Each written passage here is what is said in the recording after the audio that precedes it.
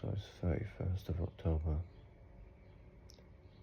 It's 8:26 a.m. Yesterday, I spent quite some time at the church with friends, with Carson, Lawrence, and Tyler. We had some great conversations. It wasn't based on religion per se, it was more based on personal experience, letting go of certain habits to be a part of your higher self, and techniques, tips, all our personal experiences, life, even economically. And I'm glad we even touched upon it slightly, like geologically, how your belief system changes where you come from, which is something I've talked about in my videos, but I haven't really added that much, because who you are, I believe, not just genetically, but who you are as an individual, the way your psyche works affects your belief system. Again, this doesn't have to be through religion. For me, all religions are, especially Abrahamic religions, are the same. Hence, I take many things out of many of these religions. Some of them resonate deeply with me in different ways, which is the most natural thing, Again, we can't be idolizing personally when it comes to innate spirituality. I can't idolize just one thing. It doesn't add up to me, I see good and truth in everything, and when that resonates, I accept it and I make it a part of my vision. I embody it. But yeah, so it was a long conversation. I'm glad I've got to meet more people like that. I'm grateful. But I've not been able to wind down a lot. Like yesterday, I got myself with technology. Before having gone on this fast, not every week, but every other week, I'll have 2 to 3 days off at times, and first day I'm mostly winding down my routines. My morning routine takes quite some time. I put a lot of effort into it, just being more subtle and slow with my breathing, with my stretching, and then a lot of the time for 2 days I won't even use technology. I won't even turn the lights on in my house. Like, if there's no one home, I'll walk around in pitch darkness. And yesterday, for a couple hours, I did that and I felt amazing. I realized that I'm not really spending time with myself. So now I'm contemplating whether I should be. I've kind of adjusted to editing videos and uploading them online. I mean, I don't look much, it's sad to say, but like, I'm not someone who really uses social media much. But I did do a few quick checks just on messages, because I don't care to what the likes are, or well, the comments may be different, but I know I quickly check the comments. But I'm more focused on like what messages people send, just in case people had any people had any questions, I wanted to answer them. That's one thing I definitely will never neglect people on, you know. I promise to put myself out there to connect with people and to help one another. So, but I'm contemplating whether I can continue recording myself every day, but uploading it every day. I'm also getting more and more tired as this, 20th day period, as I pass this 20th day period. And I've come to notice it's not just walking upstairs, it's like standing on my feet for extended periods of time, which I had to do at church, or walk to the train station from where the building of the church was, which was probably like 10 minutes, and it wasn't easy. So I'm also quite ambiguous with going to these charity jobs. Well, if I do, I'm sure they're quite easy. The last few ones I've been on, like I worked on Spadina at a community centre for people in need as kitchen assistant, and the lady there wanted to hire me full time because she saw how I am, everywhere, doing everything. I'm pretty much like that. Like if I'm doing something, I'm all in, and I'm doing it properly, and I'm helping everyone. So her kitchen assistant's been away, so she wanted to hire me full time. But again, I haven't really got into this, but my situation in Canada is quite complicated. Like, I got in trouble for helping people. I was more of a counsellor for people that wanted psychedelic assisted therapy, and the family I was working for, they were great, but when the company got shut down, they got away with everything, and me again, being the one with his hands everywhere, helping everyone, got the blame. But the judge understood that, he dropped all the charges against me. I was fighting for the longest time in court as a psychedelic activist. I'm sorry if there's noise in the background. I don't know what's going on. I'm too tired to close the window. But yeah, so I've been Canada grew on me. I grew to love it, and I do really love it here.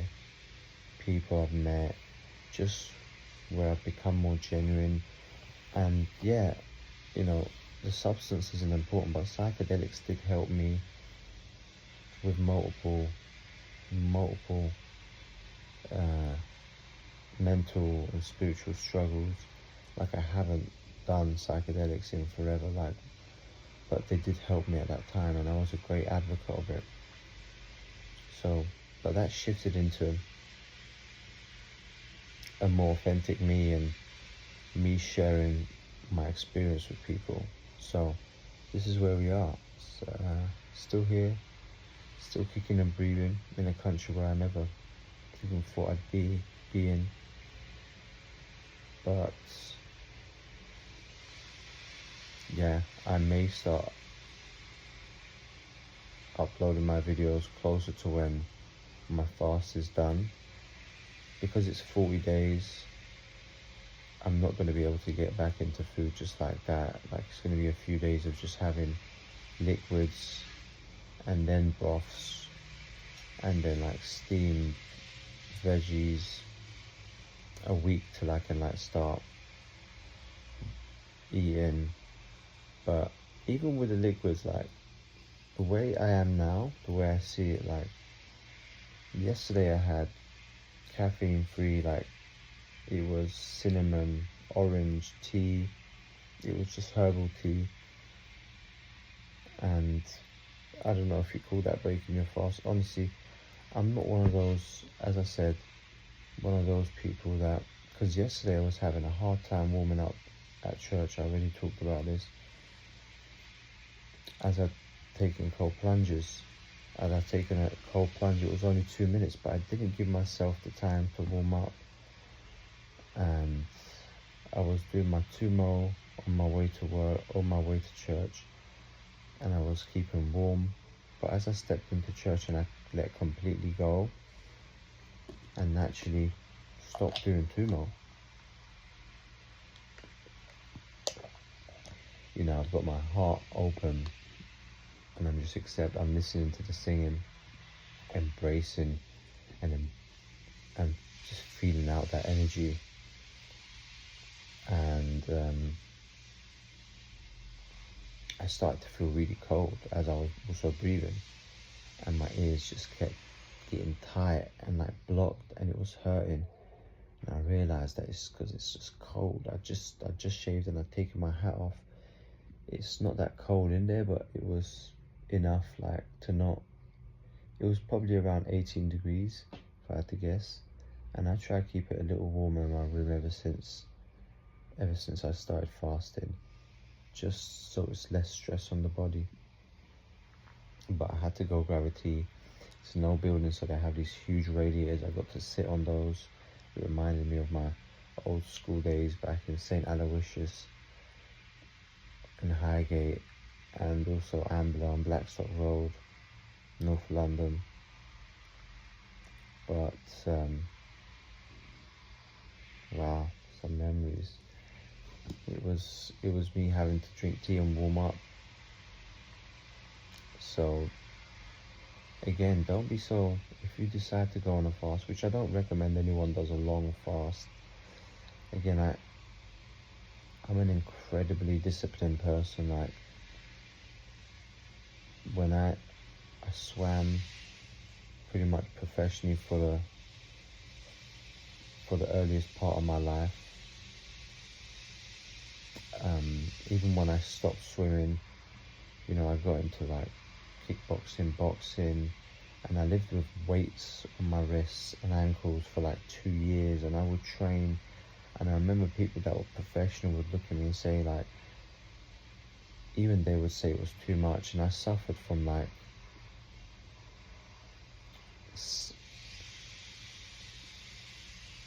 insomnia for the longest time because I was training so hard.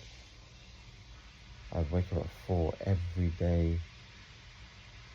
Like you can push too much is what I'm saying. And I'm someone who knows no limit to pushing. And I've hurt myself doing that a lot. Now the fast, I've been very subtle with it, gentle. Now I've been fasting a few days, few weeks. And then it came more of as a feeling, you know. It was more intuitive, so that's why I got into the fast. But so yeah, this is day 22, and I'm gonna take it easy today. I don't know if I'll upload much videos, you know. I need to be more in myself, more in that stillness, just away from trying to put everything up and make something of it, you know. I just want to be free. And yeah, I do love you all. Thank you for listening if you listen. Again, if you have questions, I'm here to answer it heartfully.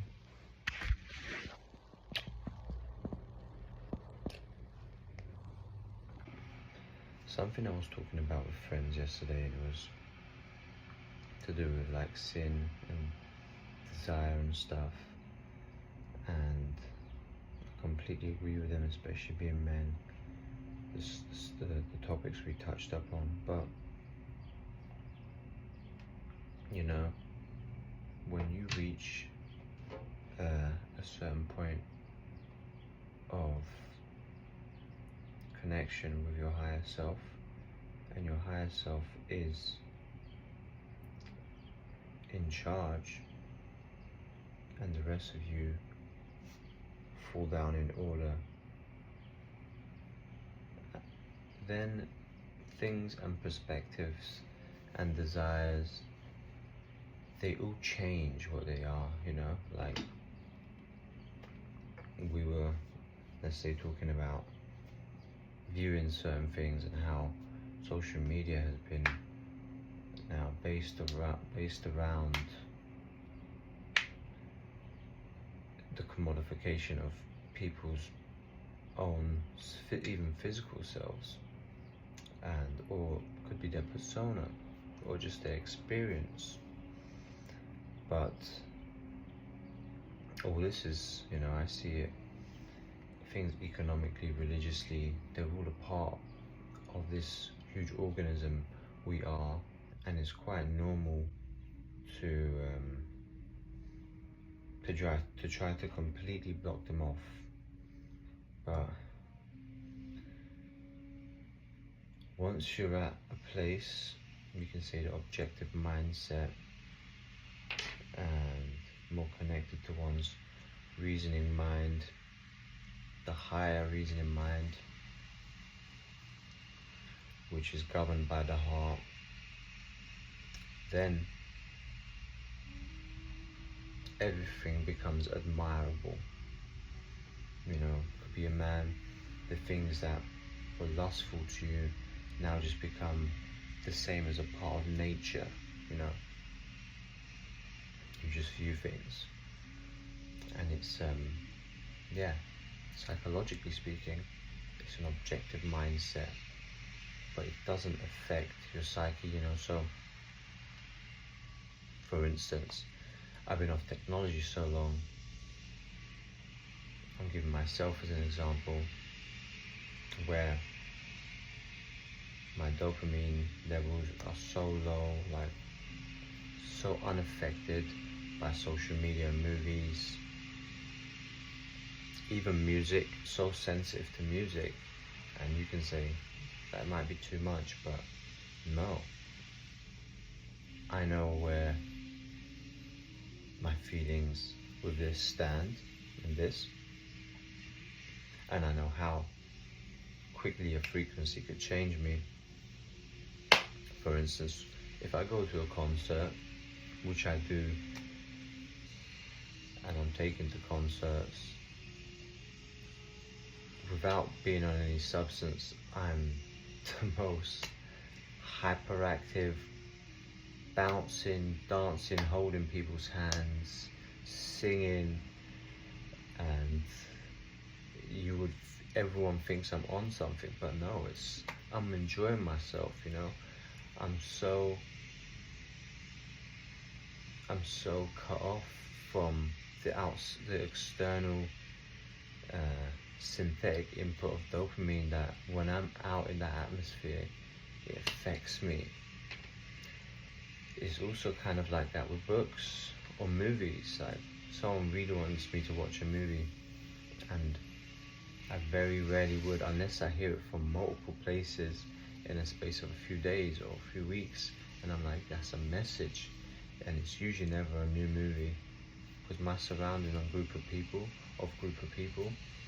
my milieu is not really, they're more faith-based, spiritual-based people, so they're not after the new trend of what's come out, but rather something to do with deeper intuition and connection. But when you reach that objective state, everything becomes wonderful. So I can be on my phone, and as people say they have selective hearing, you have selective vision. You know what you're there for, and the others don't affect you. And that's when you have control of your mind. So fasting has definitely taught me more and more of that, because I've ended up having to go on social media more.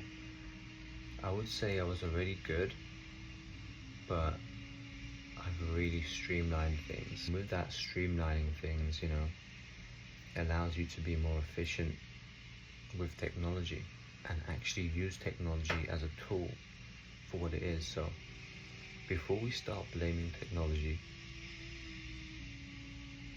let's understand where our hearts are and our mind is with that, you know.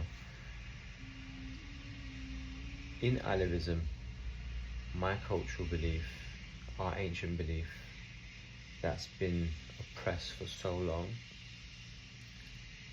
especially Anatolian, and I can openly talk about this because coming from the objective mindset now, I can openly say, you know, I come from a lineage of what they call dedes, which are grandfathers, and it's always been in my nature to be this deep esoteric kid. I was labeled with Alice in Wonderland syndrome as a kid, things didn't make sense. Time was very non-linear for me, you know, like before my sister was born, I spent time with her, I named her, I knew what I wanted her to be named. So let's not, this isn't a hierarchical way to think of things. This comes with an immense, deep level of paternal love for people. And when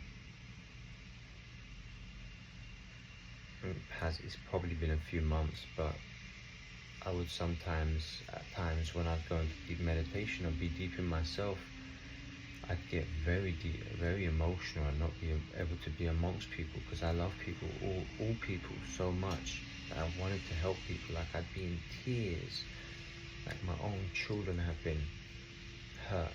This is with everything and everyone, especially human beings.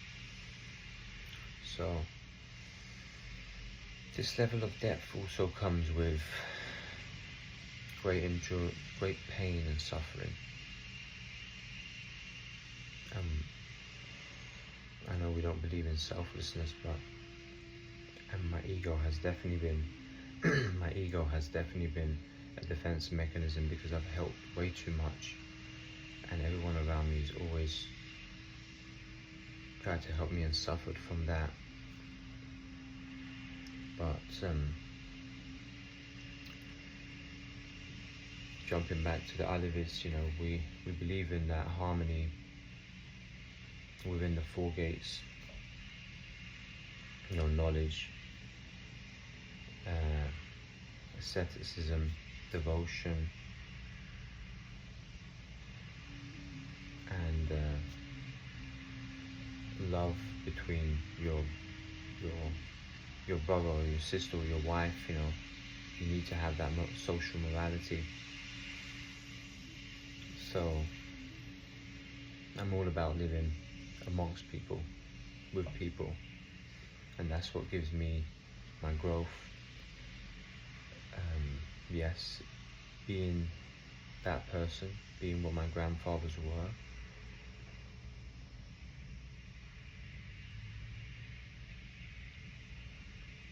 you know, that mystical knowledge, we call it the roots, and we call scientific knowledge the branches of the tree.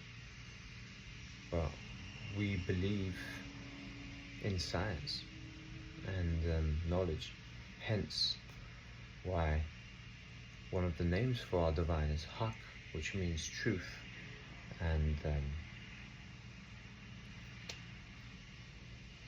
all the lovers of Hak, of truth, have all been prosecuted in the most horrible ways in Turkey, Syria, Iran, Afghanistan. But their poems are timeless, they're very mystical, and they touch upon the love and connection of everything, the quantum-based spiritual belief, which I don't even think belief, again, could label the truth. Another day, another plunge.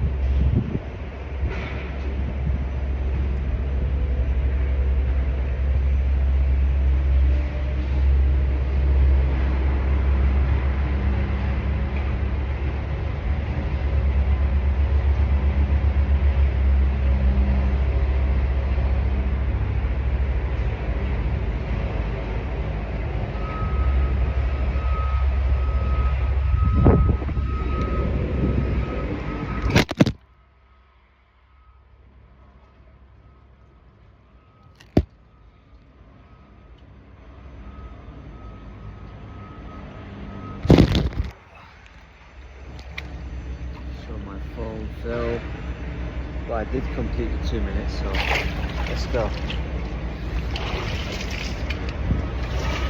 Whew. It's a little windy out here. I think I've got to widen these up so when the wind hits it doesn't fall over.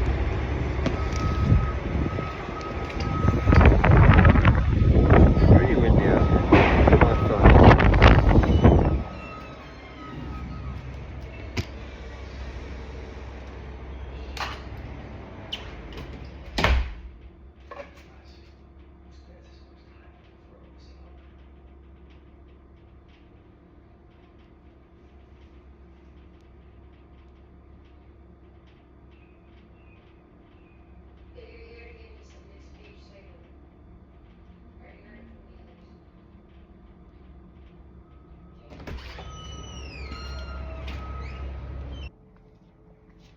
So I'm just about to head out the house, as I don't know if you guys saw in any of my videos, but I do tend to travel around using my scooter moped, as it's just convenient around the town. It's quick, I don't have to wait for traffic, especially when the weather's nice. It's really good. I had some difficulties during the really like dry and cold season, where my bike just stopped working, and it was interesting because I'm going out every day pretty much naked and submerging myself in the ice, but the electronics aren't working. And it's actually funny, I have a timer which also stopped working. Like, I have evidence of it. I'm probably gonna have to scuffle through some old videos, but yeah, there was a time where there was a few weeks where I had to put together like a few things, like cover the timer, because where it was cold and the wind was hitting it, the timer would freeze, the battery would disconnect. So, but I was still taking my 5-minute cold plunges, doing way more actually. I was doing 6, 7, 8 at times. I was coming in feeling like shiverish, but I was just using like breathing, but I would speed up my breathing, and like it was, you know, our idea of trying to do things are always to force things, but the mindset and the feeling from within is incredibly important, you know. Like, actually, and yes, I'm wearing thick clothes because it takes me forever to warm up, and it's not actually cold out there today. It's like 12+ degrees, but knowing what things feel like and igniting that from within. Flame is a very easy one to start off with, you know. You tell yourself you're warm, you tell yourself what a flame is. As you're breathing in, you feel your heart, which is the vortex, which is the same vortex or the same way the earth, you know, creates its life. So you use that, you know, you use that and you make yourself the flame. But again, I want to get into what I really wanted to, the topics I really wanted to talk about is something more personal to me. I've never really opened up about my childhood or anything, but I'm not someone, you know, I've always been a deep empath.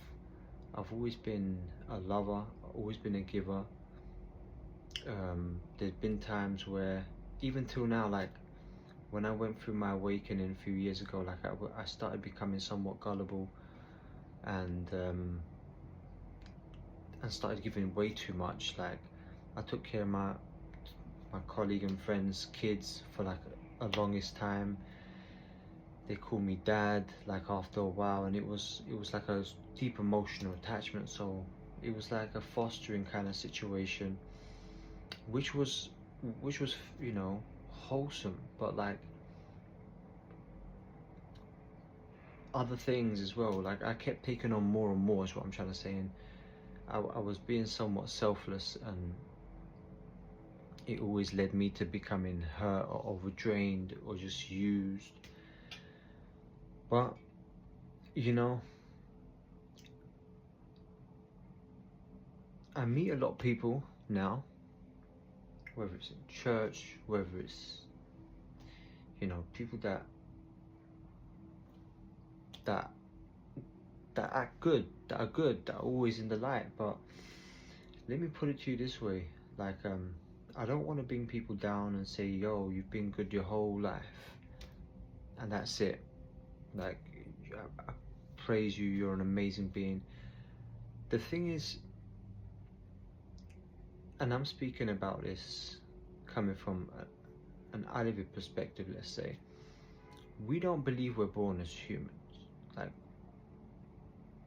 our experience and our struggle and our adversity, we believe we become human after that struggle, when we find ourselves. You know, you can talk about it from another perspective. You can say you find your light in the dark. And I've been through a lot of darkness. Like, I've been through hard times, whether it was, you know, living on the streets, you know, living that fast life, really being about that life. And but you know, if I hadn't done these things, there would always be a curiosity, and there's a level of you being naive to that stuff. Because as much as you watch a movie, as much as you listen or hear things, you can gain knowledge from people next to you, or you know, from experience, from not just you can gain it through vicarious experience. But you know, when I see a lot of people acting like, oh, I've always been a celibate, or I don't ever drink alcohol, and they work at a bar, and I see the way that they interact with people, I don't mean to judge, and I don't judge, but you can automatically tell that they feel superior to people. The difference between someone who's lived it is we're humble towards people that are still there. We get them. Now, how do we have love and compassion and empathy when we don't really truly understand others? Is what I'm saying. So, you know, a lot of us get stuck in a place where we believe we're good, but good doesn't really exist till you know both sides of the coin. So I wanted to put that out there, and you know, that's why I wanted people to understand that a lot of us are very sequacious. We're not original. We believe we are. We're putting ourselves through the struggle, and we're setting limits, and we're setting boundaries, and we're putting rules up in the name of good. But that's not where the good exists, you know? Good exists when you're able to see both sides, and it's heartful, and you cannot manipulate that as much as you try to. If there is something within you that you feel like you're just that you need to put a wall up in front of, then there's still something within you, is what I'm trying to say. You cannot escape your dark side. On my 10th day, of my fast, like, I'd met my dark side, and it was not a pleasant experience. It was the most fearing, like, I've never been that afraid. Like, I was like, I don't know how to explain it. Like, I couldn't even sleep that night. But I didn't try to run away from it. I looked back at him, said, I understand you. I won't be that, but I thank you for being that other side of me. To knowing that also exists within me. but my heart knows what it needs to do. And that's to share love. And that's to share knowledge. And that's to share the truth. And why I'm stressing about this is because, you know, we talk about I, and I'm this, I'm that, but the search for oneself doesn't come from just doing the right thing. You know, experiences are multifaceted, and you have to experience it all. And you can never run away from anything. Again, if you resist, it persists. If you accept, you transform to heartfully searching for the truth.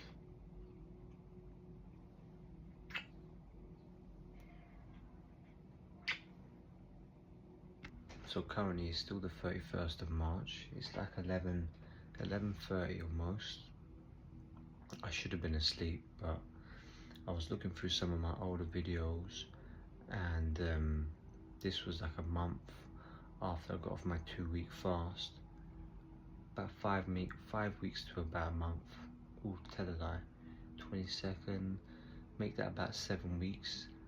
So yeah, these videos, one of them that I want to show is just how hard it was to get into the ice bucket outside, because it was so frozen that the ice had literally, even though there was a thick sheet that I had to break through with a chisel every day, the ice itself from the side would go in vertically, so it was almost as though there was no space. There's got to be a way to get in this ice. There's a video of me trying to fit into that, which I'm gonna add now.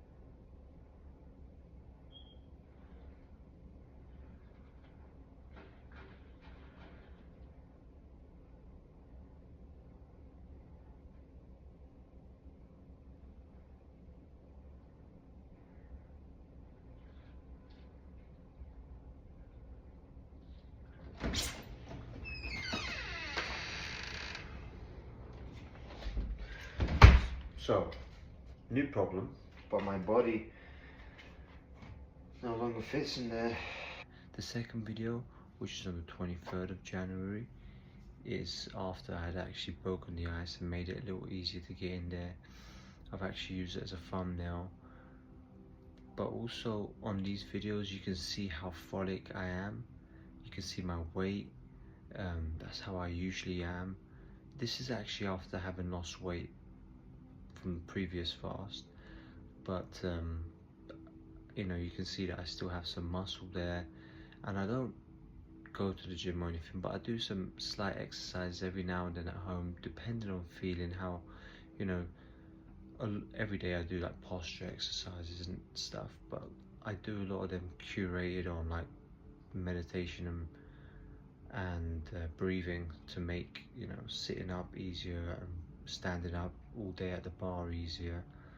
But you'll see how frolic, how, you know, I've still got some meat on the bones on the video from the 23rd. And also you will see a different me. You know, I'm not always, I'm still frolic, happy, but you know, then I'm pretty much like a dynamite at those times. But also you get to witness how, where it's so cold out there, that I had to take extra precautions and put my timer inside a thick glove just so it didn't freeze. And even then, after 4 minutes, how it goes haywire. So yeah, I'm gonna upload those videos to make things a little, to show you the contrast, and I think it will spice things up a little as well.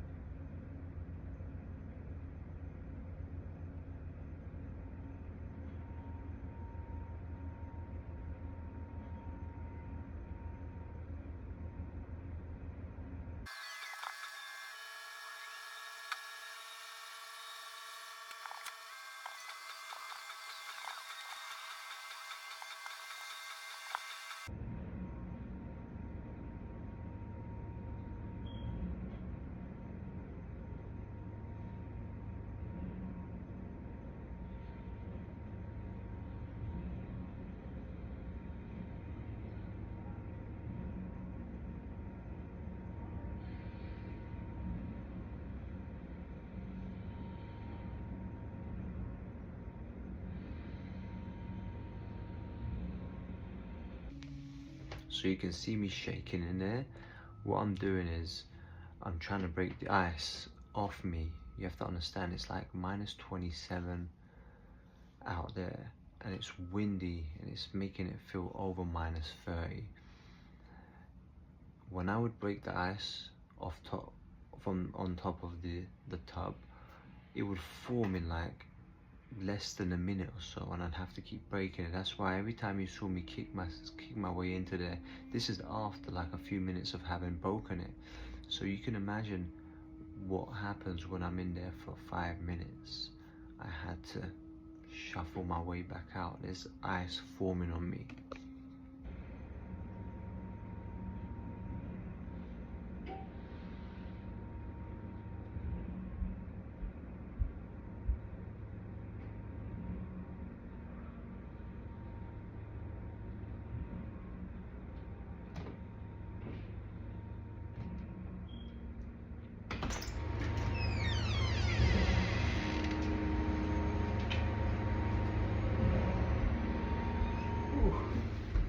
So there's a lot of ice inside the slippers, which are sharp and painful to walk on. But we did it. We did it. Another one. It felt really good actually. I could have kept going, and I did. 5 minutes, 20 seconds. Good night, guys.